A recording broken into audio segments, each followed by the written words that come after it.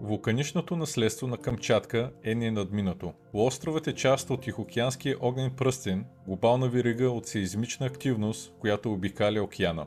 С над 300 вулкана, около 30 от които активни, този регион е жив под земята, върху която стоим. Най-високият от тези огнени титани е Ключевская сопка, извисяваща се на 4700 метра. Това е най-високият активен вулкан в цяла Евроазия. Изригванията тук са чести, понякога изпращайки колони от пепел на километри в небето, напомняйки, че ядрото на Земята е неспокойна сила. Преди векове местните коренни жители разказвали истории за огнени духове, които обитавали тези върхове. Според някои вярвания, вулканичните изригвания били сигнали от техните предци, пазители, предупреждения за предстоящи промени. Тези сурови и неземни пейзажи, животът намира начин да процъфтява.